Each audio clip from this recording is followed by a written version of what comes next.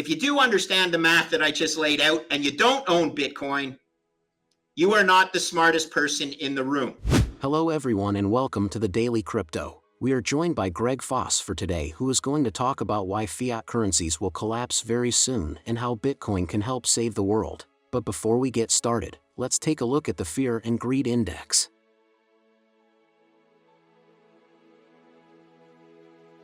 As of recording this video, the FNG index is at 27, better than yesterday as Bitcoin has had a small bounce. Currently Bitcoin and Ethereum are trading for $19,900 and $1,452 respectively. Let's get started with the interview now. And to be honest, it was a report last week written by Bank of America that they are very concerned about the liquidity in this treasury market. And you can interpret that as a widening of the bid offers on treasury bonds, which indicates liquidity drawn from that market. And that is the most important, most fluid market in the world that sets the quintessential risk-free rate. Now, we all know it's not truly risk-free, because if it was risk-free, credit default swaps on the United States would trade for zero, meaning nobody would be looking for default protection on the USA. But you have a derivatives market called the credit default swap market, and then you have the cash market that funds the budget or the deficit, let's be honest, that funds the deficit, the accelerating deficit in the United States. So if that market becomes illiquid, as defined by Bank of America, then the risk-free rate becomes less risk-free. All other rates in the world which are set off of that rate become inherently more risky. The Bank of America published a report last week in which it expressed its concern over the liquidity risk in the U.S. Treasury bond market. Though it is portrayed as a risk-free asset, which is also misleading because then credit default swaps would trade for nothing. Greg says when it runs into liquidity issues it will certainly become more risky and investors are not realizing the true nature of this brewing disaster. There's basically three mandates for the Federal Reserve that are out there publicly. One is full employment, and the second one is controlling inflation. Now, you can almost laugh at those legs of the stool because they are at difficult times in the market. They're actually diametrically, if you're trying to fight inflation, interest rates are increasing. And when interest rates are increasing, you drive the economy into a recession, which means you can't have full employment. So putting that aside, the third leg of the stool is financial stability. And there's no better way to measure financial stability is the pure functioning of the U.S. Treasury market.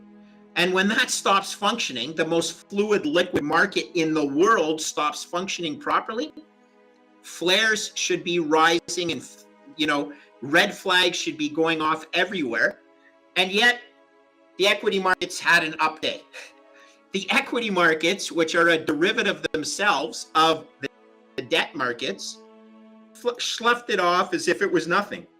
It just goes to show you, in my opinion, that the children work in the equity markets and the adults work in the credit markets, okay? So the equity markets are where the adults send their children to play when they go to work in the debt markets. Unfortunate, but true. Greg says there are 3 steps that the Fed can take in order to bring the economy back into control. Perhaps the biggest step would be to increase employment, but that would be very difficult to do because by increasing rates the Fed is pushing us into a recession.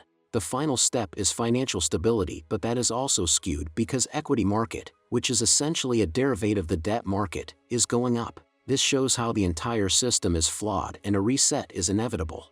They take in $4.8 trillion, of which $3 trillion is allocated. $3.6 trillion is allocated to entitlements. Okay? Entitlements including Social Security. It's like a cost of doing business. It's a fixed cost. And another $800 billion is military spending.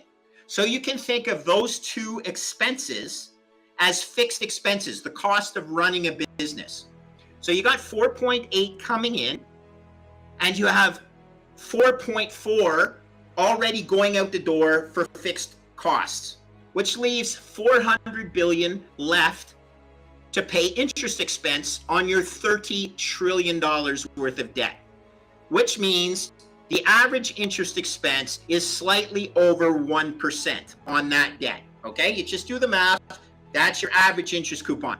Problem is, US 10-year rates now are 3.3%, which means the USA needs to always issue new debt to pay off the debt that's being matured.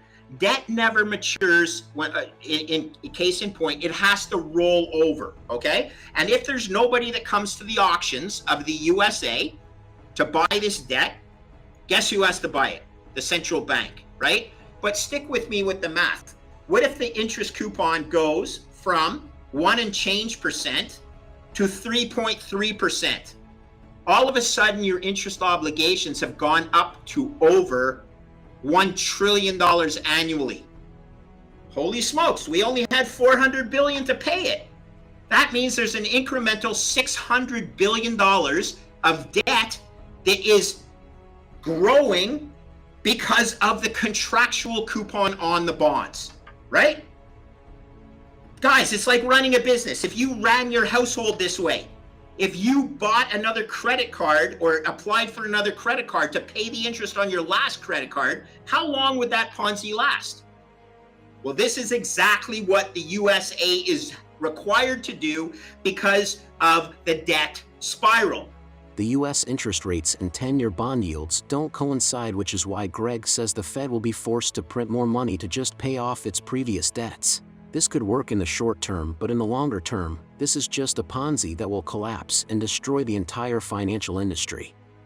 If you do understand the math that I just laid out and you don't own Bitcoin, you are not the smartest person in the room. In fact, you should probably also take your money to a better asset manager than yourself. So all paths lead to Bitcoin. All paths lead to QE infinity, the necessity of the governments to continue to print money to solve the organic expansion of the debt balloon. The organic expansion being due just to the coupon payments. Incidentally, there are people that think Powell's going to get to 6%.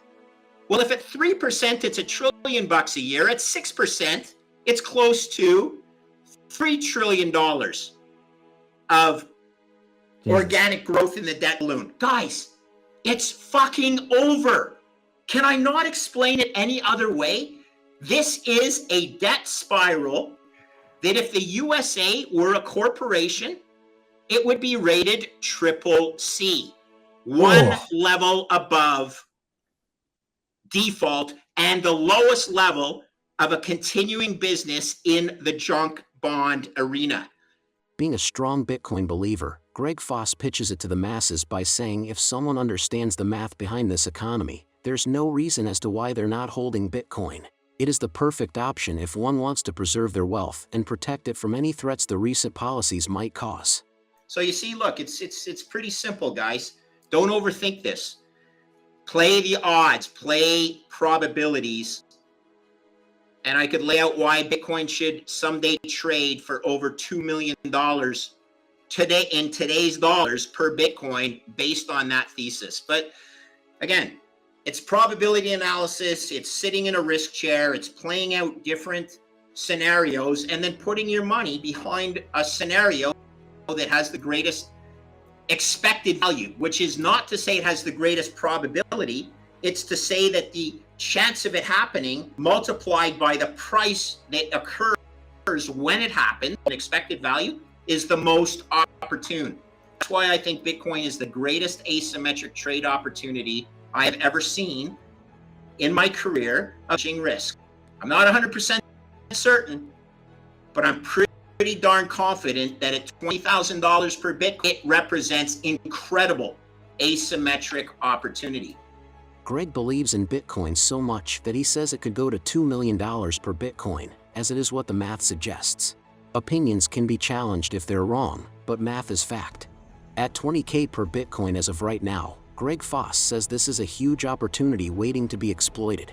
Thank you for watching this video. Please drop a like and subscribe to our channel to keep watching videos like this on a daily basis. See you guys in the next one.